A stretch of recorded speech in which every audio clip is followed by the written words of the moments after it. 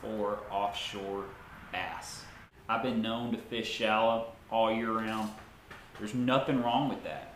This last 6 months, I've just really been wanting to step up my game, learn those offshore bass. Basically, I'm gonna be having a series of videos of just me offshore fishing and learning as I go. I'm clueless when it comes to offshore. I've had about 5 successful trips offshore, okay, that I've really caught them, okay. Y'all have seen probably 2 of my videos to where one day I catch over 20 pounds offshore, deep cranking in like 19 foot of water. All right, there was another one where these fish were like in like 14 to 16 foot of water, and I also caught them deep cranking. Obviously, y'all see my equipment. I don't have the best equipment, okay. Right now, my wife and I are trying to buy a home, so I don't get the luxury of spending a crap ton of money on really fancy electronics and the best equipment for that, okay. So in this particular video, I idled around for what seemed like hours. The first stop I made, it was like 25 to 27 foot of water, okay. I found the fish well off the bottom, a good ways off the bottom, okay. And these fish were not really relating to a type of structure. They were just suspended. They were just kind of roaming around, okay, because I would find these suspended fish, all right, and I would throw out a marker buoy way off to the side of them because I didn't want to spook them with a marker buoy, right? But then they would kind of move, you know. So after about being on top of them for about 15 minutes or so, they would just kind of drift off. I guess they were following bait, all right. So I'd have to pull up my marker buoy, just kind of find them again, driving around with my little trolling motor there, and I'd find them and I would mark a waypoint, okay, and then I would get back to fishing. Thanks to my homeboy in Florida, Mikey Balls. He is an offshore beast, okay. I was able to think back and remember that he told me when those fish are suspended not to be scared to throw a hair jig, all right. This was my first time ever throwing a hair jig. Basically, I would throw it on out there, let this guy sink all the way to the bottom, all right, and then just freaking do a reel, all right. As it picks up off the bottom and I lose contact with the bottom, I would stop it and just kind of let it pendulum back to the bottom again.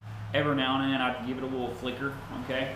After I caught my first fish, I did go to the second place where those fish were in like 37 to 41 foot of water, okay, and I did the exact same thing. Every now and then I'd get a bite on it.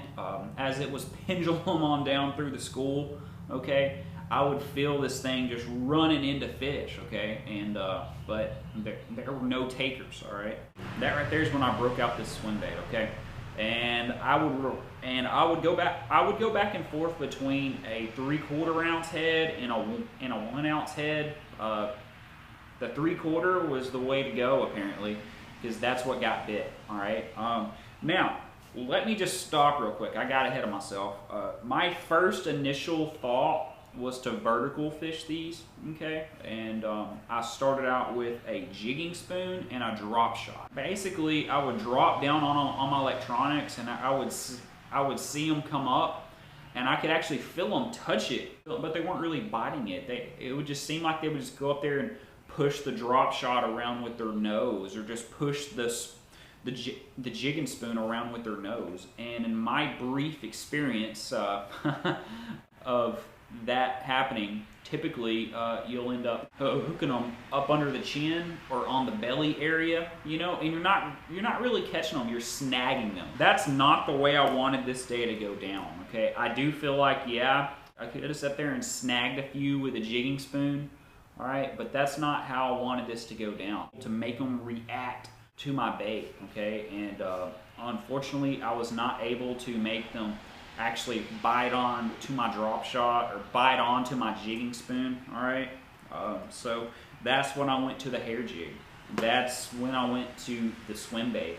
And then for the most strange one right here, guys, after they quit biting my hair jig, after they quit biting my big swim bait, or, well, that's big to me, that's almost a 5-inch swim bait, is when I went to a belly weighted fluke here, all right? And keep in mind, this was in like 28 to 30 feet of water. It would take a good 70 to 80 seconds for this thing to sink to the bottom, okay?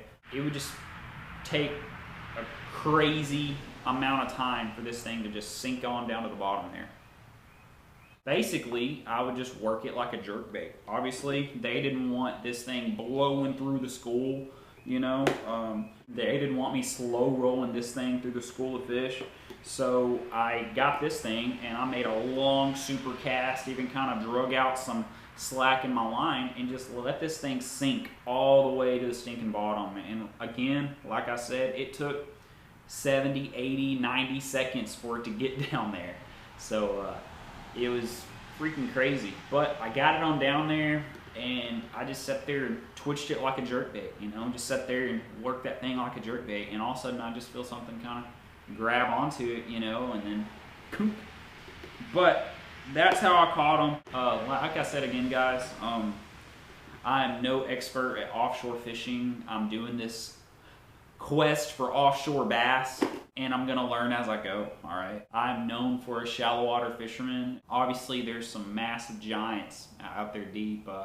My bud Mikey Balls, he freaking, man, he's caught more 30-pound bags than most of us have in our lifetime. He's caught a lot more 10-pounders than a lot of us ever will.